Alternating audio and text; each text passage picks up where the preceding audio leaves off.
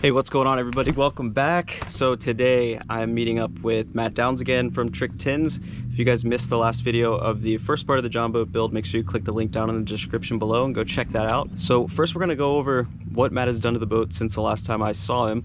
So we are probably two and a half hours away, so it's hard for me to come down and film like a lot of what he's doing, especially since he's doing a lot of it after work. It's gonna be pretty mind-blowing, like the difference between last time and now, but he'll give you a full rundown of that. And then I'm gonna be here for the next 2 days filming some of the work that he's gonna be getting done on the boat. We're gonna get it almost to completion, and next week we're gonna be taking the boat out for the maiden voyage. But let's go see what he's got done.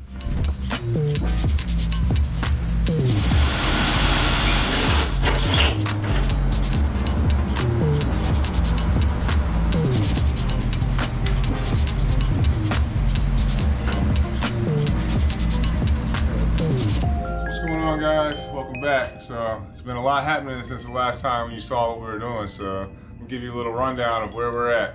There's a lot of cool stuff going on in this boat. The main thing that I did was the paint job, and the paint job was very labor intensified, but I think it turned out pretty sick. I'm happy with the colorway, and I think you guys are gonna like it too. This is a hyper blue on the bottom, and the top is just a gloss black. The black on the top rail was kind of a last minute thing. We were thinking of doing the whole boat hyper blue, but I think that it kind of sets it off having the gloss black, and Matt kind of had the same idea, so we went and ran with it. We've got a lot of electrical that's been going into this boat. We'll start at the front here. We've got headlights. We added some headlights in here so you can see what you're doing at night. The only thing different that we added into this front deck, besides painting all the hatches, was this one hatch up front here, which is actually gonna be a cooler. It's a little day cooler for the tournament. You can put your food in there. You don't have to bring a cooler to put your lunch in and your drinks and stuff like that. Other than that, the deck in the front is pretty much the same. We did add all the internals inside of the lids, so they're all framed out and boxed out. They have LED lights in all of them, which we're gonna show you in just a second. But yeah, other than that, the front deck was pretty much the same.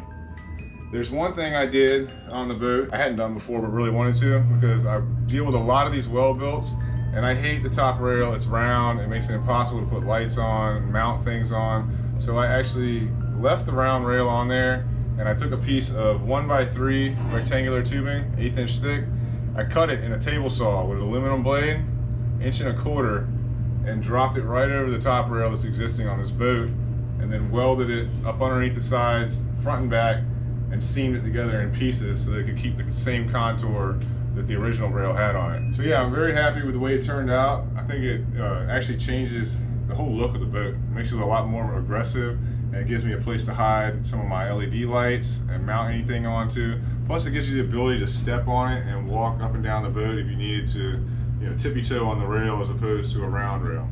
One of the other things, we were kicking around the idea of the electrical panel, and originally we were talking about putting the electrical panel here in the face of this front deck, and we played around with it, and it seemed like it would have taken too much storage out of the hatch here, and it would have just looked funny if you opened the hatch and then you had half of the corner blocked off. So I decided that it would be a great idea to incorporate our side panels as electrical panels. As you can see, this panel isn't finished yet. We're still running some electrical, and we still have a lot to do to the boat, but this basically houses all the electronics for this boat.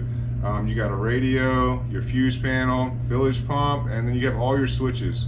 And I'm going to show you in a second what all these switches do, because they're all hooked up already. To mirror this side, we went ahead and threw another hatch into the opposite side, which is going to be just a storage for either the passenger or whoever the driver wants to put his stuff in there. You can do that. The live well is hooked up. It does have water in it, so we can test that out. Just a minute, we'll turn that on and fire it up, get everything going, and show you how it works. It'll bring us into our back deck. We've got the 2 doors here. We'll open up. This will house the gas tank on this side and 3 batteries on this side. We also have the bilge pump back here. It's already ran, and We have a Noco Genius Pro 10x3 battery charger that will charge the lithium batteries and keep them happy. Alright guys, so I'm going to tell you a little bit about what's going on inside of this control panel right here. So obviously we've got a radio. It's pretty simple. It's got Bluetooth, AM, FM. You know, it's pretty standard. Right now I just have this hardwired because this is hardwired from my battery charger just so that I can run all this stuff because we do not have the batteries installed in the boat. And I basically use this thing to check all the wiring as I go and make sure that we won't have any issues and everything's working. This switch down here is going to be for the bilge pump, which is not actually hooked up yet. This will be our main on, which isn't hooked up yet either because it's just hooked up directly to the battery. So we got our freshwater pump, which will pump water into the slide well. Go ahead and open the slide well up. It's already full because we're in the garage. Obviously it's not going to pump water in, but it will recirculate, and it does have lights. Alright, so that brings us to our next switch, which is our cabin light. And every single one of these compartments has LEDs in it, multiples. The bigger ones have 3, the rod locker actually has 8, the other 2 up front just have 1. So I'm going to turn these on. I'm going to give you a little walk around to show you exactly how bright they actually are.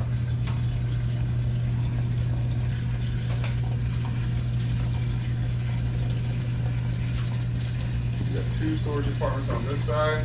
Same 2 compartments mirrored on this side. Then we have our rod locker.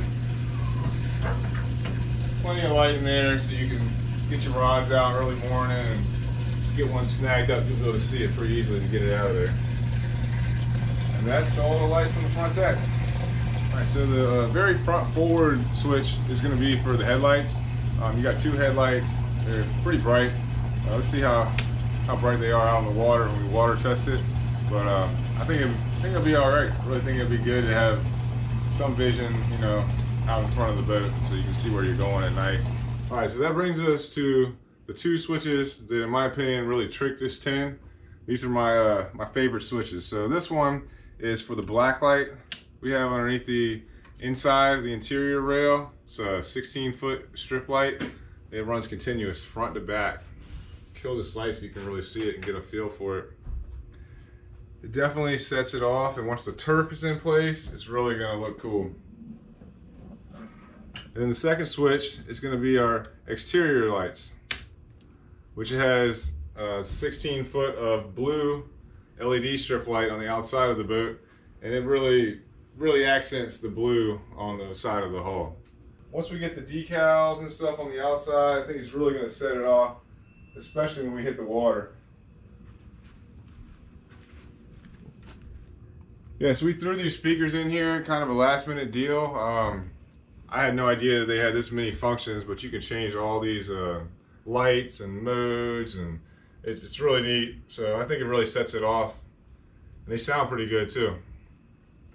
You can get a full view of the entire LED scheme with the blue outside, the black lights inside, and the LED speakers. So you guys can obviously see Matt has done quite a bit of work on this boat. It looks insane. It's unbelievable. By far the nicest Jonboat that I've ever seen, and it's not even done yet.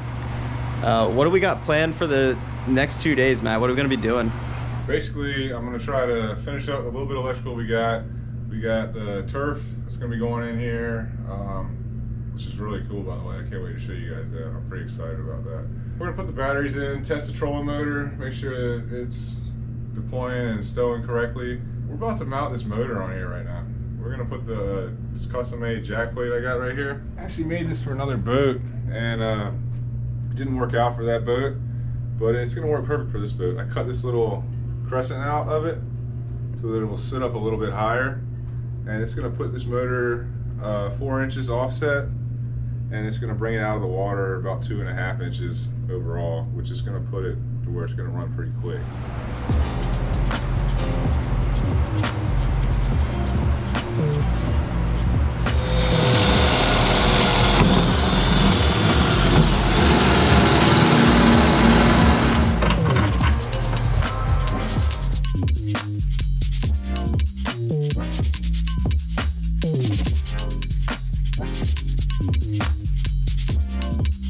What's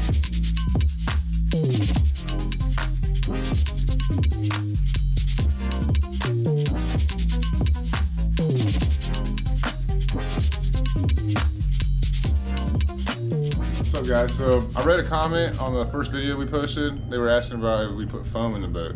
We didn't use the pour foam just because that stuff is a pain in the butt and it's messy if you ever got to take it out. What we use is a closed cell foam. It comes in different thicknesses, so it kind of allow for that with some of the compartments, so it can have it not only as flotation but as like a sound dampener. This entire boat, between all of the ribs from this back deck all the way up to the front, has a little more than a 4x8 sheet of 2-inch thick closed cell foam shoved into the floors. It's also shoved into the side compartments. You can see a little bit of it down there in that compartment. And also on either sides of the live well is insulated with the foam to help keep it cool. And then the side over here is packed with a bunch of live. So there's a lot of foam in the boat, probably more than we took out. I'm gonna put this one last piece in, the face here, which isn't really for flotation, but it's gonna be more so just to take up that space and help with any sound or, you know, fill the void. This is our last piece of metal in this floor. Let's finish this off. I'm gonna go ahead and attach this. Then we're gonna get ready to do some turf in here.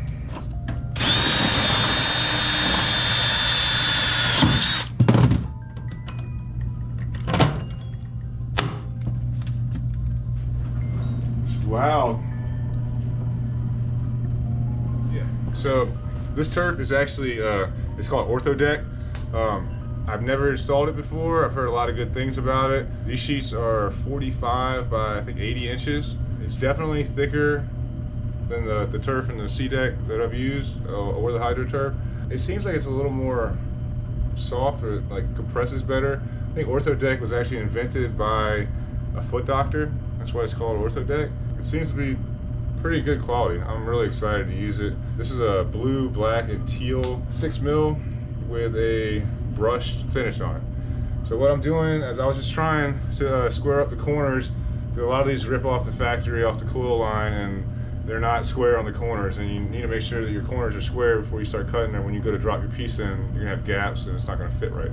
The piece I have to cut out for the floor is already out of square a little bit because nothing in these boats are square. So usually I template them, but something as simple as the floor, it's not gonna need a template for this.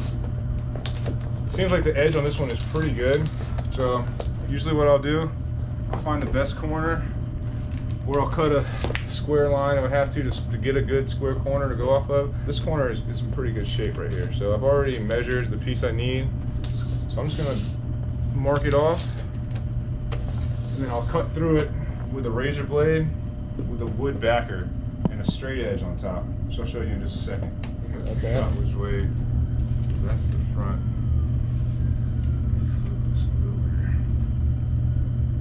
Let's start with this corner over here.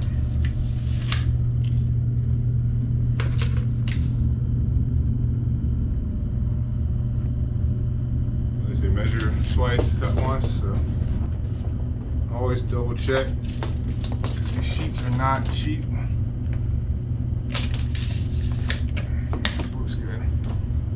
So that's got a wood backer. It's actually a little white shelf that I didn't need anymore, so it works perfect as a backer. I've already marked it. Get it up on the board where I can hold this piece of aluminum angle. Should just be able to drag cut it.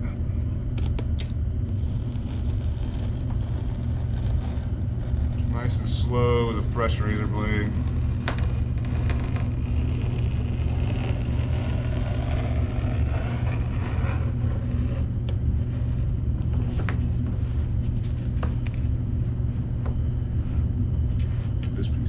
Matter because I'm going to cut it back off over here.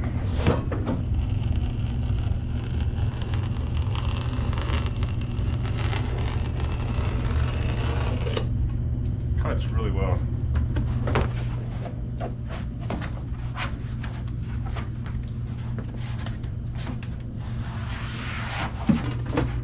Tight fit. Alright, so I'm just gonna use some mineral spirits, a rag to wipe this metal down. I've already vacuumed it and blown it. It's still got some dust on it. I want to make sure it's super clean because you only get one chance with this stuff. If you stick it wrong, you're probably not going to be able to pull it up without ruining it.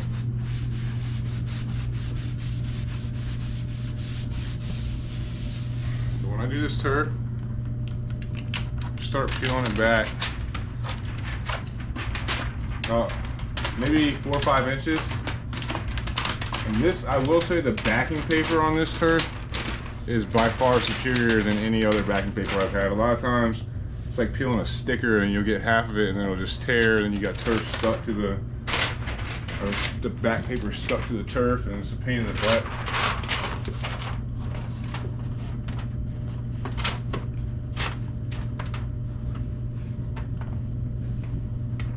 tuck my corners nice and tight.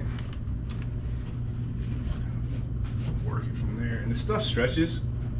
You can kind of manipulate it. I'm not worried if I got a little gap like right here because this stuff is so thick. The piece that we cover this face with is going to stick out well past the edge of that.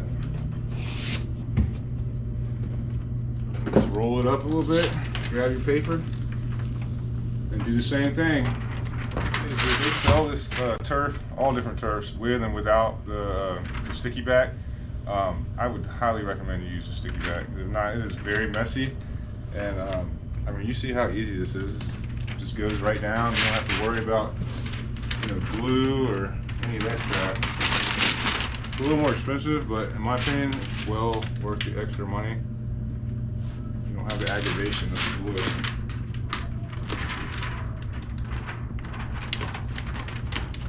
Peel the rest of this off here.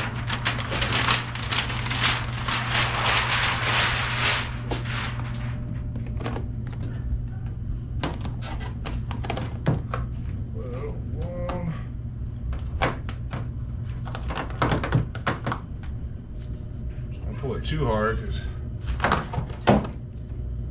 can get your lines out of whack. Not too bad with this colorway and this brush on it, but some of the turfs that you cut through, it's very easy to, you know, get a line way off because you stretch it too far.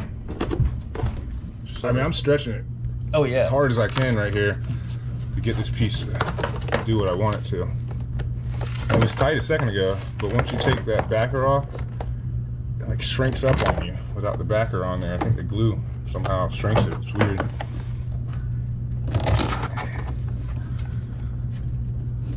That little gap right there is fine, because that will be covered up with the wall piece, so just don't want it to get any bigger.